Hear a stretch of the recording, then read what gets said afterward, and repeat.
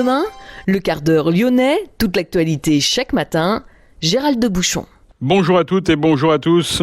Dans notre quart d'heure lyonnais spécial été, nous visiterons une nouvelle résidence étudiante qui vient d'ouvrir à Vénissieux dans le quartier Grand Paris. Et puis lutter contre l'exclusion en créant des entreprises, Positive Planète France propose une insertion durable tant professionnelle que sociale en créant son activité dans les quartiers populaires.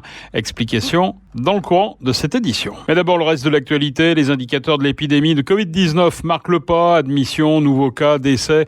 La situation semble se stabiliser en France. Les services de soins critiques ont accueilli 182 patients au cours des dernières 24 heures contre 214 mardi.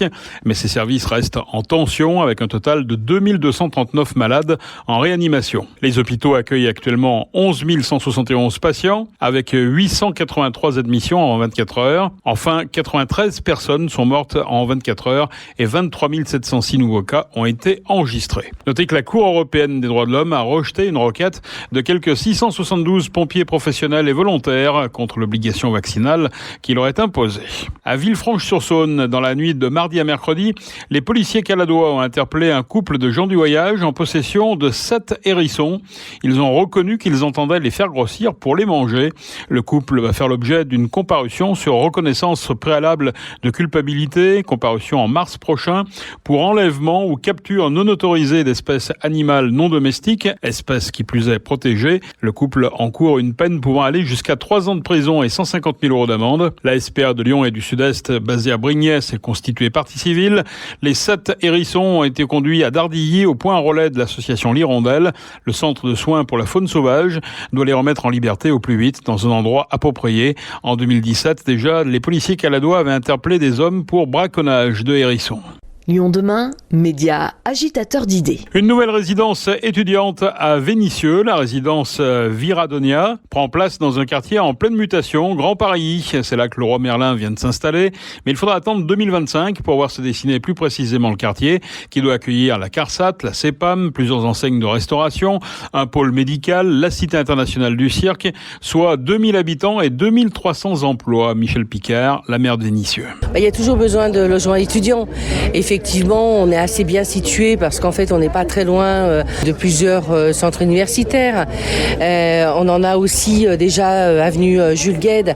Mais je pense que là, c'est quand on veut faire un quartier mixte, il faut s'adresser effectivement aussi à notre jeunesse avec une résidence sociale qui est adaptée parce que bon, c'est un concept aussi un peu particulier. Donc, quand on décohabite des parents pour aller dans une ville qu'on ne connaît pas, ce genre de résidence correspond parce que c'est en même temps rassurant et en même temps, vous prenez votre autonomie. Et le concept, c'est SoColoc. La demande en logement pour étudiants et jeunes actifs est en croissance constante sur la métropole.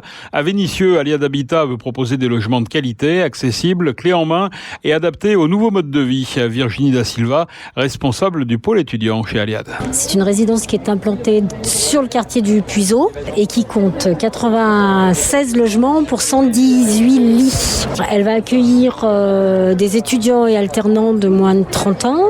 Elle est, de par sa proximité, elle va nous permettre de desservir ce qu'on n'arrivait pas, un produit qui va répondre aux besoins des étudiants de la fac de Bron. Et puis elle est équipée d'espaces de coworking ainsi que de serrures communicantes qui nous permettent une facilité d'accès pour les clients à n'importe quelle heure du jour et de la nuit. Est-ce que le Covid a changé la vision de voir une résidence étudiante Est-ce qu'on voit les choses différemment aujourd'hui? Est-ce qu'on construit une résidence différemment après l'épidémie? Alors nous, ça fait longtemps qu'on construit des résidences avec des espaces de coworking et des espaces extérieurs pour leur permettre de bien vivre ensemble. On s'est rendu compte que c'était un besoin vital pour eux. Ils travaillent de plus en plus de chez eux, donc ont une nécessité absolue de pouvoir se retrouver sur des moments conviviaux à d'autres moments de la journée que sur les moments d'études. Et donc les espaces de coworking sont devenus essentiels. Alors il y a également un environnement, il y a des jardins, il y a un parc à vélo. C'est important, je dirais, l'environnement d'une résidence également. Aliade Habitat est une société RSE, donc à part entière et obligatoirement, on va développer des espaces verts avec des méthodes et des fonctionnements qui vont sur la biodiversité. On oublie la tonte, on fauche les espaces verts pour rester sur des bons espaces de culture et des jolis espaces. On a des espaces à vélo qui sont très importants avec des prises pour les vélos électriques. On est sur des très très grandes proximités des transports en commun pour éviter tout type de transport autre que les transports urbains. Est-ce qu'il y a une vie commune dans ce genre de résidence ? L'étudiant, quand il sort de son appartement, est-ce qu'il a la possibilité de partager ? La laverie est un espace de vie qui va leur amener à se rencontrer déjà. Et puis après, ils ont tendance, sans qu'on les invite à le faire, à créer des espaces Facebook ou autres qui leur permettent de se rencontrer entre eux et de se dépanner sur des produits qui seraient nécessaires. Et petit à petit, on ouvre aussi sur des associations qui vont nous permettre de mettre à disposition des appareils à raclette pour tous, des aspirateurs. Voilà, des fonctionnalités autres que ce qu'ils n'ont ce qu'ils n'auraient individuellement et ce qui leur demanderait d'avoir des coûts supplémentaires à leur séjour mensuel dans le logement. Et ces groupes, c'est vous qui les créez quand ça se passe ou c'est simplement de leur volonté à eux ? Alors ces groupes, c'est eux qui les créent.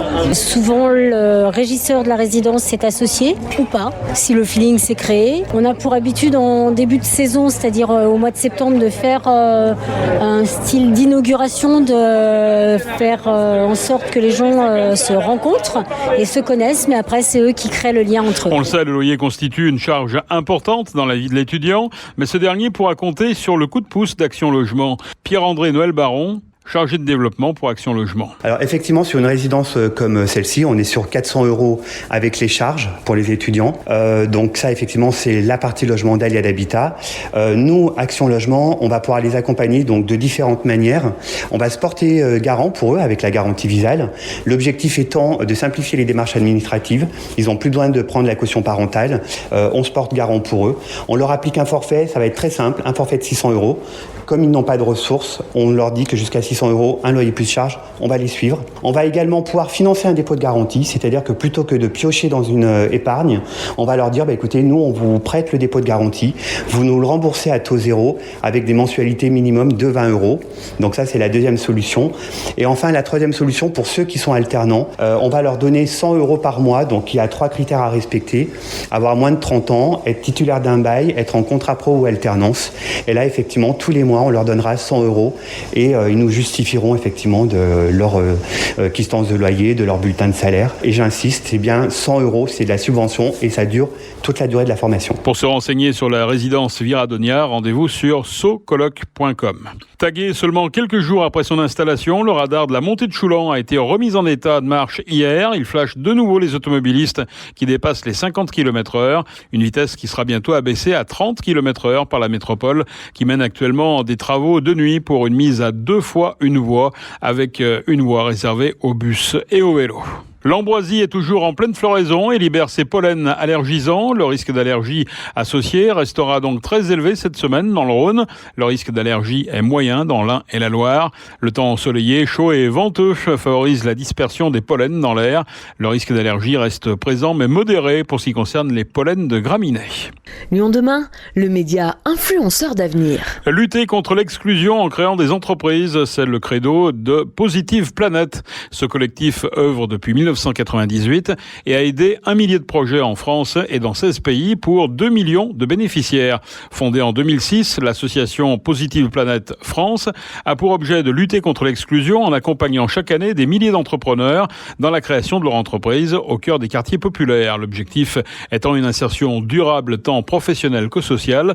Nous avons rencontré Anouk Chomel, conseillère entrepreneuriat chez Positive Planet à Lyon. Positive Planet est une association de loi 1901 qui a pour but d'accompagner les porteurs de projets à la création d'entreprises. Et la spécificité de l'association, c'est d'être implantée dans les quartiers prioritaires pour lutter contre l'exclusion et la précarité. Alors, qui accueillez-vous et pour leur proposer quoi ? On accueille tout type de porteurs de projets qui arrivent avec une idée concrète et on leur permet de monter leur projet, de les accompagner dans les différentes étapes de la création. Donc on les prend au stade de l'idée, on fait un diagnostic, puis on les aide à faire leur étude de marché, concevoir leur stratégie commerciale, définir les prévisions financières pour voir si leur entreprise est rentable, choisir leur statut juridique au mieux en fonction de leur situation personnelle et aussi de leur projet, et puis les orienter vers une recherche de financement et les installer, les immatriculer et puis les aider au lancement de leur entreprise. Voilà. Et entreprendre, c'est une belle piste justement pour sortir, je dirais, d'une situation un peu chaotique en matière d'emploi par exemple. Oui, on a beaucoup de personnes qui ont été sur le chemin de l'emploi ou qui sont vraiment loin de l'entreprise, etc., qui ont envie de se lancer, qui ont envie de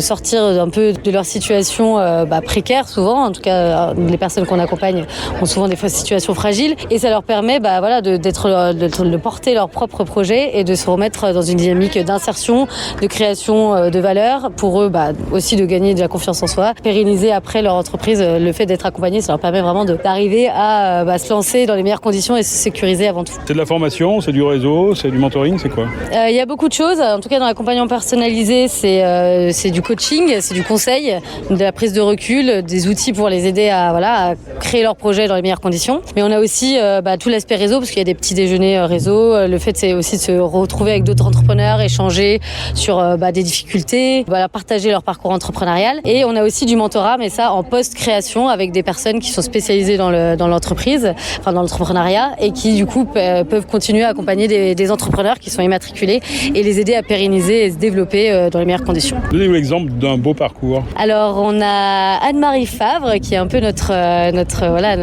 notre profil phare, qui était du coup une porteuse de projet qui avait été licenciée, qui avait travaillé longtemps dans une grosse boîte et qui avait été licenciée, qui s'est retrouvée sans savoir trop quoi faire et qui au final a été accompagnée par Positive Planet et qui maintenant est entrepreneuse dans le prêt-à-porter du upcycling. Donc elle utilise des anciens matériaux de tissu et crée ses propres créations vestimentaires, donc avec une marque un peu de fabrique un peu originale. Et c'est vraiment une des porteuses phares qui est vraiment réussie et qui aujourd'hui est un peu un symbole de Positive Planet et de la réussite chez Positive Planet, d'être sortie du coup de la dépression parce qu'elle est passée post licenciement par la grosse dépression et de se remettre sur un chemin d'entrepreneuriat et de aujourd'hui de réussir et de s'éclater dans un boulot qu'elle aime et avec une passion de la couture et de la création. Voilà. Quelles sont les activités porteuses aujourd'hui ?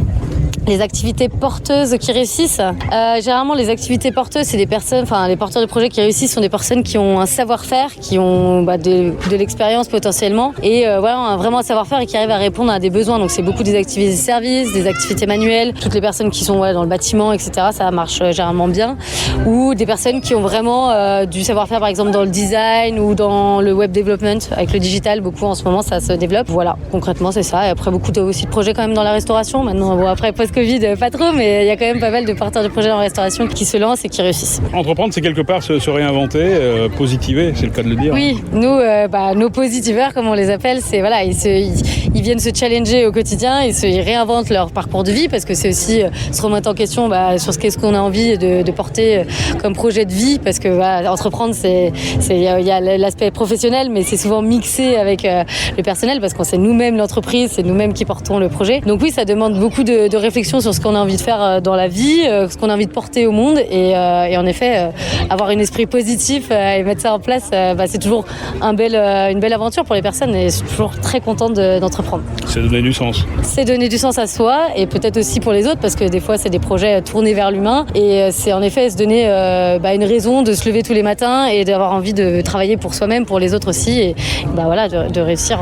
Positive Planet France dispose d'antennes à Vénissieux, Vaux-en-Velin, La Duchère et Saint-Étienne. Pour se renseigner, france.positiveplanet.ngo, c'est le site internet. À l'Olympique Lyonnais, Marcelo s'est entraîné avec la réserve après avoir été rétrogradé dans le groupe de National 2 par les dirigeants lyonnais. Le joueur s'était fait remarquer sur les réseaux sociaux à l'occasion d'une partie de golf jouée durant le match OL Clermont dimanche. Il a été écarté du groupe pro en raison d'une attitude jugée inadaptée dans les vestiaires. Après les présentations de Shaqiri et Emerson, Jean-Michel Aulas et Vincent Ponceau se sont exprimés sur la dernière semaine du mercato. Des arrivées comme des départs peuvent encore se produire, ont-ils précisé. Des discussions seraient en cours, notamment avec l'attaquant iranien du Zénith Saint-Pétersbourg, Zardar Azmoun. C'est la fin de ce quart d'heure lyonnais. Merci de l'avoir suivi. On se retrouve demain, même heure, même antenne. En attendant, restez prudents.